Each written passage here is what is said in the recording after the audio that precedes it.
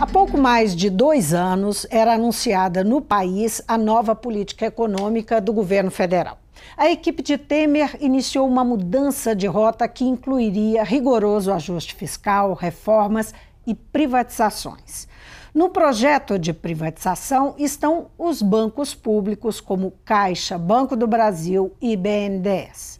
O que pode significar a venda parcial ou integral dessas instituições financeiras para o país. E mais, quais são as perspectivas econômicas do Brasil e de Minas em um cenário duradouro de crise? Eu vou conversar com o economista e presidente do BDMG, o Banco de Desenvolvimento de Minas Gerais, Marco Aurélio Croco, que é também professor titular da FACE, a Faculdade de Ciências Econômicas da UFMG. Bem-vindo, professor. Olá, um prazer. Vou chamá-lo de presidente ou de professor, os títulos ambos são honrosos. Bom, a privatização dos bancos públicos é alvo de muita crítica a quem defenda, né, como, por exemplo, o governo, o mercado financeiro, que naturalmente tem interesses, mas é alvo de críticas. E há uma discordância sobre o papel que ele deve exercer. Qual é a sua opinião sobre esse papel que ele hoje exerce e o papel que ele deve exercer? Olha, o papel dos bancos de desenvolvimento, os bancos públicos de uma forma geral, quer seja bancos comerciais, quer seja bancos de desenvolvimento como o BNDES ou qualquer outro banco que tenha uma carteira de desenvolvimento, ele vem mudando ao longo da história, tanto no Brasil como no mundo. Historicamente, você tem uma primeira fase que vai até os anos 90, início dos anos 80 e início dos anos 90, onde esses bancos eram fundamentais para estimular a demanda, para estimular investimentos e para fazer o processo de industrialização desse país. Isso foi assim na Europa e isso foi assim no Brasil, com o BNDES, Banco do Brasil e Caixa, cada um em seu segmento. O BNDES, infraestrutura e industrialização, o Banco do Brasil basicamente com a agricultura e a Caixa com financiamento, a casa própria, o Banco da Poupança. A partir dos anos 90, nós temos uma segunda fase aí, onde quer seja aqui, no Brasil, como também no mundo, quer dizer, o mundo passa a ter uma menor preocupação com os bancos de desenvolvimento, com os bancos públicos e numa crença cada vez maior no mercado. É o neoliberalismo. É o neoliberalismo que foi chamado de neoliberalismo. Tanto no mundo quanto aqui, o que acontece? Um processo massivo de privatização de bancos públicos e bancos de desenvolvimento. Na América Latina, por exemplo, a gente tinha cerca de 173 instituições públicas que mexiam com o desenvolvimento. Este ano nós temos 83, alguma coisa assim, que é uma redução significativa. No Brasil também teve esse período. O que acontece diferente é que em 2001, 2003, no Brasil, você tem uma mudança. Mas, paralelamente, no cenário mundial, isso é importante, a crise de 2008 jogou um banho de água fria nessa discussão se tem que privatizar ou não tem que privatizar. A crise de 2008 mostrou claro que o mercado não dá conta de tudo. Existem áreas e atuações importantes nas quais o mercado privado, pela sua lógica de buscar maximizar o lucro do seu acionista, ele não necessariamente atua, ou se atuar, não vai atuar de uma forma que garanta a entrega social que tem que entregar. Então, desde 2000... Só para esclarecer um ponto, por que a crise internacional explicitou isso? Porque você viu uma quebradeira generalizada de bancos, você viu que eles levaram consigo uma série de empresas a tomarem atitudes mais arriscadas de operar dentro do mercado financeiro, fazendo apostas, securitizações, ou seja, o mercado e as empresas foi levado a atuar muito mais especulativamente do que produtivamente. Então isso ficou muito claro. E na hora da recuperação, quem veio recuperar? Quem foi que deu o investimento, o dinheiro para recuperar da crise de 2008? Foram os bancos públicos e foram os bancos de desenvolvimento. Então, hoje no mundo, tanto organismos multilaterais, que não são lá à esquerda, como o Fundo Monetário Internacional, que francamente é neoliberal, ele tem uma postura e acha uma função para banco de desenvolvimento e para banco público na economia. Então, essa ideia de que banco público tem que ser completamente limado do cenário nacional... Essa não é a discussão mundial. Essa não é Banco Mundial, Organização Mundial de Comércio, OECD, Banco Interamericano de Desenvolvimento, todos esses organismos, acredito que tem um papel a ser desenvolvido, pode não ser o mesmo que tinha antes, como grande fornecedor de crédito, mas pode ser um papel como fornecedor de garantia, atuar em áreas que o risco é muito grande, que o setor privado não atua, ou seja, os bancos públicos e os bancos de desenvolvimento, eles passam a atuar como um alicerce para que o mercado de capital privado possa atuar. O Brasil teve uma história diferente. O Brasil, em 2003, com a cessão do governo Lula, ele muda a lógica macroeconômica e os bancos públicos passam a ter uma função dentro dessa lógica econômica. A lógica macroeconômica do primeiro e segundo mandato do governo Lula foi de criar um mercado de consumo de massas. Então, os bancos públicos atuaram nesse sentido. Se nós vamos centrar o nosso crescimento através do consumo interno, nós temos que atrair pessoas para esse consumo interno, tá? Capacitá-las para consumir. Então, e nesse sentido... É o crédito barato e a bancarização. Então, junto com o Bolsa Família, que é uma política que traz as pessoas... Aumento do salário mínimo também. Aumento do salário mínimo. Tudo isso dentro desse contexto como um todo, de aumentar a renda para que você aumente o consumo e que o país internamente, dependendo da sua própria demanda, ele possa se desenvolver, que essa que era a lógica, os bancos públicos atuaram fortemente, por exemplo, para baixar a taxa de juros. E forçaram, através do efeito de competição que ele tem com os outros bancos, a Caixa e o Banco do Brasil atuaram fortemente.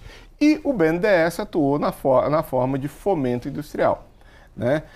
Hoje em dia, com o governo Temer, o que nós temos é, no debate nacional, uma volta aos anos 90. Não é hoje... No debate porque há um desejo. Há um desejo. Isso não está concretizado. O que eles conseguiram fazer até agora? O que o governo federal conseguiu ele está tentando diminuir o tamanho dos bancos, tanto principalmente a Caixa, tem falado abertamente de abrir o capital da Caixa numa perspectiva de vir privatizá-la. Você terceiriza parcela significativamente da Caixa, diminui, são mais de 1.000 agências que diminuíram a sua presença no território nacional. Você pega o BNDES, que está gradativamente mudando, fornecendo financiamento a uma taxa de juros que é igual ao do mercado, né? Então, quer dizer, você deixa de dar função a eles, que logicamente você privatiza. Agora, essa agenda de privatizar é uma agenda dos anos 90. Agora, pois é, qual que é a lógica em termos da realidade do Brasil? Por que não optar, um país que tem tantas demandas, por que não optar por uma agenda que preveja desenvolvimento? O fomento tem a ver com isso. Quer dizer, nós temos Banco do Brasil na área agrícola. Não é? Caixa na infraestrutura e na habitação. Na habitação, BNDES na área industrial. E infraestrutura. Os bancos regionais. MIC, pequena empresa, área verde, inovação. Quer dizer, por que não tem? Porque existe um governo que acredita que o mercado resolve tudo. Que acredita que o mercado por si só, ele entra e resolve o problema de financiamento. O que não é a lógica. Nós não tivemos nenhum país do mundo que fez um processo de digitalização avançada, tá? Ele foi feito baseado no mercado de capitais, ele foi feito através de crédito bancário. Alemanha, Estados Unidos, Inglaterra, Coreia, recentemente. Então, a crise, inclusive, isso é bom lembrar, existia pré-crise mundial um movimento mundial de privatização dos bancos de desenvolvimento. Isso foi paralisado. A Coreia estava privatizando o seu banco de desenvolvimento, suspendeu e agora cancelou. Japão, a mesma coisa. Estados Unidos discutiu a possibilidade de teve uma discussão no Congresso de criar um novo banco de desenvolvimento. Ele tem um já, não perdeu força. O David Cameron, na Inglaterra, também discutiu a possibilidade de um novo banco, além de ter se associado à China num banco de desenvolvimento para a área do Pacífico. O Reino Unido foi se associar à criação desse outro banco. Então, o mundo inteiro vê, né, que existe uma área de atuação, que ainda permite esse espaço, tanto para banco de desenvolvimento quanto para o banco público. No Brasil isso não ocorre, eu acho que muito mais pela discussão política, não é técnica. É uma discussão muito mais... política, ideológica. Óbvio que é política, ideológica e mais que isso. Vamos entender. Processo de privatização de um banco, igual o Banco do Brasil, Caixa Econômica Federal, BNDES, processo de privatização da Embraer, as vendas que estão sendo feitas em pedaços da Petrobras. Eletrobras. Isto gera uma quantidade de negócios volumosos dentro do sistema financeiro. Então interesses... Existe due diligência, compliance, análise jurídicas, análise econômica financeira, corretagem, modelagem de produtos. Existe toda uma financiamento para quem vai comprar esses bancos, ou seja, é um volume de recursos que vai mobilizar o mercado financeiro de uma tal forma, gerando negócios nesses... que é enorme, que é enorme. Além do negócio do negócio em si, que alguém vai ganhar e vai poder explorar. Toda a análise, todo o trabalho todo o trabalho de privatização requer uma movimentação do sistema. E gera dinheiro. E gera dinheiro. Uma consultoria jurídica para uma privatização da Petrobras ou da própria Embraer que está sendo feita custa os tubos. Milhões de reais que eu estou falando que custa aqui. Bom. Então tem um jogo de interesse estratégico, que para mim está defasado no tempo, na década de 90 essa discussão. O mundo hoje, quer seja independente da posição política, o mundo hoje vê um papel para banco de desenvolvimento e para bancos públicos, vê um papel nesse cenário. Então, independente dessa ideologia, existe um papel. Então, agora, hoje nós estamos voltando atrás, então, do ponto de vista ideológico, achar que o mercado resolve, nós temos também a questão que envolve uma quantidade de recursos, muita gente vai ganhar dinheiro com isso. Agora, em que medida que isso aprofunda a nossa dependência financeira e econômica? Aprofunda porque você não vai ter... Se isso for levado a cargo. Se isso for levado a cargo, você não vai ter, por exemplo, um Banco do Brasil fazendo financiamento acessível para o pequeno produtor. O pequeno produtor não vai pegar financiamento num Banco do Brasil se não for através de uma operação de um fundo igual o financiamento para a agricultura. Você não vai ter micro e pequena empresa acessando o BNDES. Você não vai ter o processo de construção que a gente precisa de fazer de indústrias no mercado... Desenvolvimento tecnológico. Então, é óbvio que isso gera um gap... Sem falar um gap industrial, um gap regional e um gap de renda, porque se concentra... industrial que nós já temos grave, né? Se concentra em áreas específicas e regiões específicas, em setores específicos. O mercado, nós estamos numa economia capitalista, então tudo bem. O mercado vai onde tem lucro, onde tem garantia.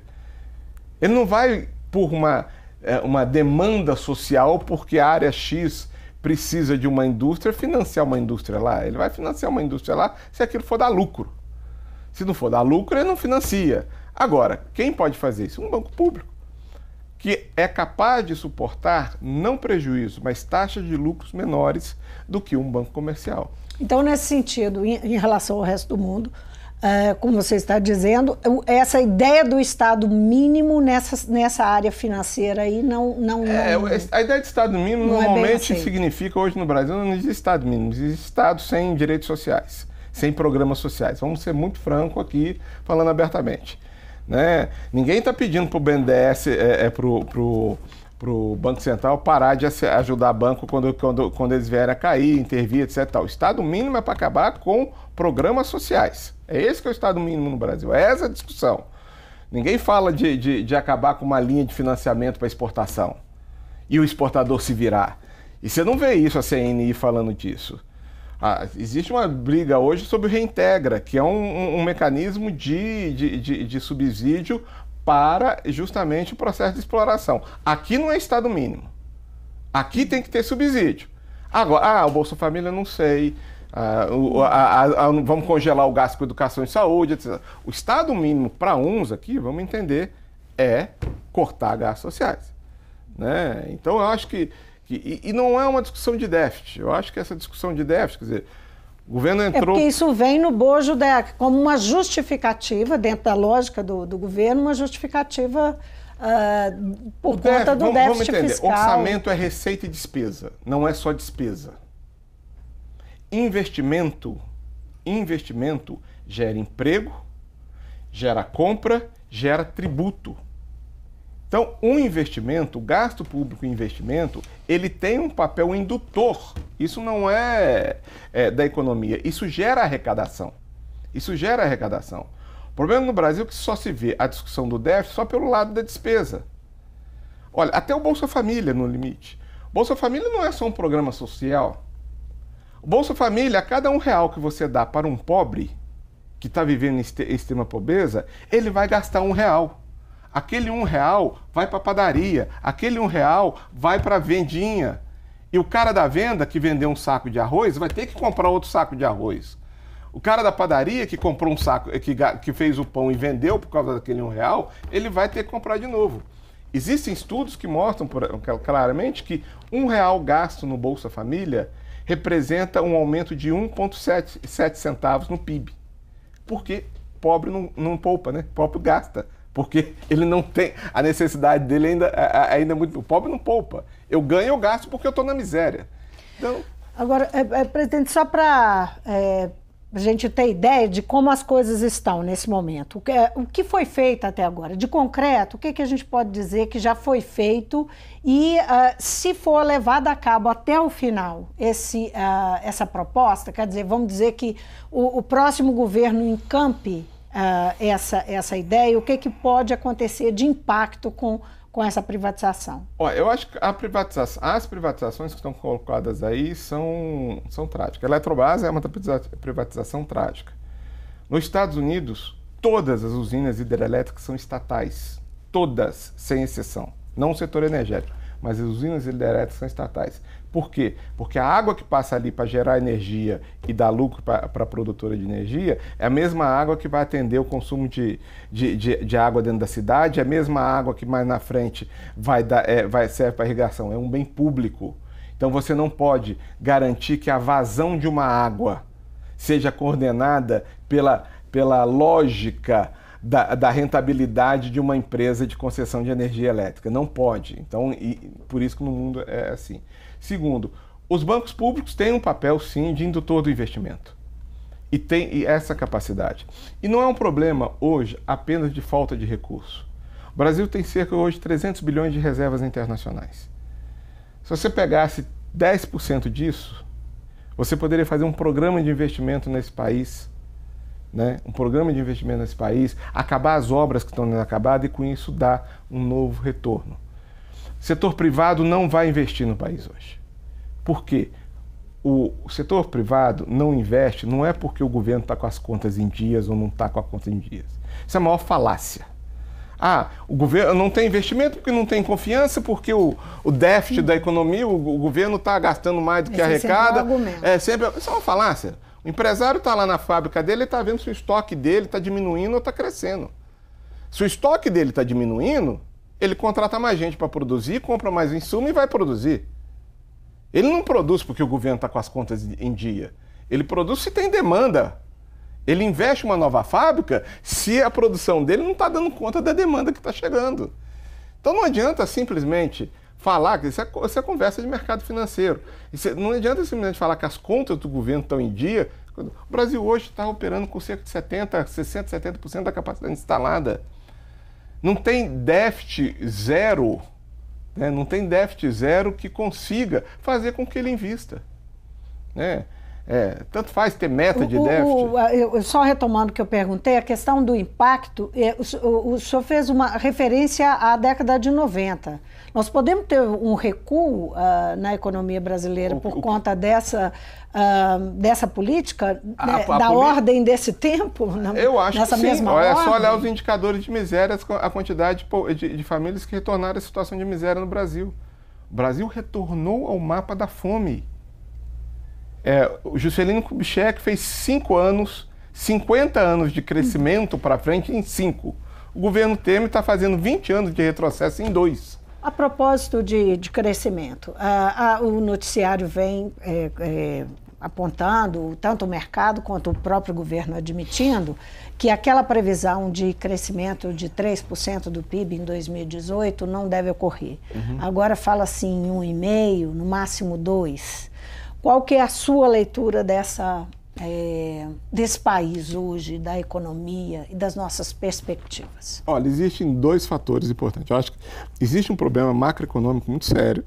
As contas estão deterioradas, as contas públicas estão deterioradas, mas existem algumas iniciativas que pode ter.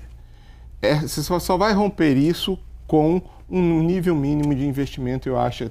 Falei de algumas ideias, pegar as reservas internacionais, pegar o compulsório e tentar utilizar isso para você dar um impulsozinho, porque o governo vem, investe um pouquinho, acaba as obras, isso gera demanda por mão de obra, isso gera demanda por insumo, a demanda chega nas fábricas, o empresário anima, o empresário por si só ele não vai puxar o crescimento. Essa é uma história da economia brasileira. Raramente nós tivemos o setor privado puxando e dando um arranque no crescimento. Isso sempre foi o setor público. Então, existe um problema efetivo econômico aí. Existe um problema político. Existe um problema político que vai muito mais além do que a simples eleição ou não eleição. A eleição, sim, nós precisamos recuperar o processo eleitoral, a sociedade tem que recuperar o poder dela decidir. Então, é necessário que tenha eleição, que todo mundo entenda que essa eleição é legítima e, para isso, todos os candidatos têm que estar ocorrendo. Todos têm que estar podendo competir, e aí ganhe A, B, C ou D. Todo mundo entendeu que aquilo foi uma decisão e a normalidade voltou. Você está falando da participação do ex-presidente Lula? Eu estou falando da participação do ex-presidente Lula, cujo processo é completamente atípico. Né? Nós tivemos, existe uma lista, se não me engano, cerca de 70 e poucos pessoas que disputaram a eleição com condenação de segunda instância. Eu não vou entrar nem no mérito do processo ainda, que é uma outra coisa, mas que existe condenação em segunda instância e conseguiram disputar a eleição e alguns foram eleitos, e vários foram eleitos. Por que a sessão não vai ser aberta? Por que isso é importante? É importante para que a sociedade, se o Lula ganhar ou perder, se ganhar o Alckmin ou perder, teve uma eleição, todo mundo ganhou e vai ser respeitada. Isso dá a normalidade que o negócio precisa.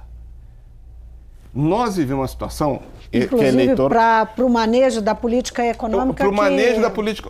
Como é que alguém investe no Brasil se você não sabe se a Constituição está sendo desrespeitada? Se o juiz decide uma hora de um lado, decide uma hora do outro. Como é que isso... Um investidor, quando vem, ele tem que ter um mínimo de estabilidade, saber o que vai ocorrer, quais são as regras do jogo. Hoje nós vivemos uma situação onde as regras você não sabe. O Supremo uma hora decide de um lado, outra hora decide para o outro. Né? O CARF da Receita, uma hora decide para um lado, uma hora decide para o outro. Não existe uma normalidade institucional capaz de dar ao horizonte de investimento a sua normalidade. Presidente, nós, em Minas Gerais, para onde vamos? Temos aí uma dificuldade imensa financeira, né? O Estado bastante a reboque dessa situação. Uma eleição, nós estamos num período de incerteza, uma eleição pela frente. Como é que o senhor está vendo as perspectivas para Minas Gerais, que também é muito dependente do governo federal, né? Da União? Tem duas coisas importantes aqui. Existe um elemento macroeconômico que fez com que as receitas do Estado caíssem de uma forma abrupta. E as despesas são muito congeladas, porque você não pode demitir funcionário, você tem uma folha de aposentados que praticamente consome todo. As obrigações, então, são difíceis. Paralelamente a isso, além dessa queda de arrecadação, existem questões que são políticas com o governo federal, como a questão da DRU, a questão da Lei Candir, repasses que já deveriam ter sido feitos, que não estão sendo feitos. Existe uma disputa política aqui, onde o governo federal tem tentado estrangular um pouquinho o governo de Minas, que é um governo de oposição ao governo federal. Então, isso está acontecendo também, então eu acho que isso interfere. De uma forma geral, Minas Gerais decretou o estado de calamidade pública, mas continua pagando os salários dos funcionários no mesmo mês. Quer dizer, eu sei que isso é trágico para quem recebe, mas comparativamente a outros estados, o governo ainda consegue fazer o mínimo. 65% da folha de pagamento do Estado de Minas Gerais recebe na primeira parcela. 65% dos funcionários recebem uma única parcela na primeira, que são os salários mais baixos. Agora, é uma situação horrível, que tem que ser... Como é Mas que vai temos perspectivas? Tem perspectiva com receita orçamentária extra. A Lei Candir, os repasses da DRU. Então, essas questões podem dar Agora, uma solução mais definitiva a longo prazo requer também uma saída, uma recuperada da economia. Tem sido muito disso, esse governo ele fez poucas coisas, mas fez muitas poucas coisas. Não tem uma grande obra, mas tem pequenas coisas que foram feitas e que estão sendo feitas. Você olha o número de agricultores que tiveram na agricultura familiar a sua situação fundiária acertada. Lá no próprio BDMG, a gente continua financiando, nós desembolsamos ano passado 1,3 bilhão na economia mineira. É pouco? Mas para necessidade, mas continuamos fazendo, priorizamos setores, abrimos linhas de financiamento para micro e pequena empresa em cidades cujo IDH é menor do que a média do estado, com taxas de juros mais baixas, quer dizer, que são as regiões mais pobres. A nossa linha de financiamento, por exemplo, para a prefeitura, 80% delas são para municípios com menos de 80 mil habitantes, de 10 mil habitantes, que é aquela pequena obra... Os prefeitos reconhecem isso? A maioria, sim, nós temos uma boa relação com os prefeitos. Mas sempre também, prefeito, aí tem um cenário mais político. E é aquela obra, assim, você pega uma cidade de 10 mil habitantes, 5 mil habitantes, onde você consegue 800 mil reais de financiamento para você pavimentar uma rua, 2, 3, 4 ruas, você fazer um processo de pavimentação. Mas a mão de obra que vai trabalhar é daquela cidade. O insumo vai ser cobrado ali, a terra o asfalto vem de fora, mas o resto vem ali. Uma reforma da prefeitura, a compra é feita ali. Isso dinamiza a situação. É reconhecido sim, viu? A avaliação do governo no interior do estado é muito melhor do que a avaliação do governo na capital. Presidente, só para eu encerrar aqui a nossa conversa, o senhor está otimista? Diante desse cenário, porque assim, a esperança é uma necessidade. Nós podemos falar pelo menos em esperança? Eu faço uma piada ultimamente, que só está otimista quem está mal informado. Quem está bem informado não está. Não, mas eu vou mudar um pouco a fala. Sabe? Em primeiro lugar, a esperança hoje, infelizmente, está enjaulada. Está na cadeia. Eu hoje não tenho dúvida contra isso. Eu acho que nós precisamos, antes de mais nada, recuperar a normalidade de funcionamento. O Brasil não vai sair da crise dele. Não é que tem Messias, ele tem que ter alguém que seja capaz de dialogar com a sociedade como um todo. E precisa isso ser feito de uma forma institucional, com as instituições funcionando nas suas formas precisas, com regras, executivo executando, legislativo legislando e judiciário fazendo a sua função estrita. Enquanto nós não recuperarmos isso, a gente não... E eu particularmente acho, como já foi demonstrado no passado, que existe só uma pessoa que consegue fazer isso no Brasil hoje e infelizmente ele está preso em Curitiba. Muitíssimo obrigada pela sua presença no mundo político. Obrigado, eu que agradeço a entrevista. Eu conversei então com o economista Marco Crocco, ele é professor titular da Faculdade de Ciências Econômicas da UFMG e presidente do BDMG, o Banco de Desenvolvimento de Minas Gerais. Nosso assunto aqui, a privatização dos bancos públicos, que é uma agenda do atual governo, do governo Temer. E o que isso afeta, como que impacta o país e que consequências, né, nós teríamos caso essa agenda for levada a termo. O Mundo Político fica por aqui. Obrigada por nos acompanhar e até o próximo programa.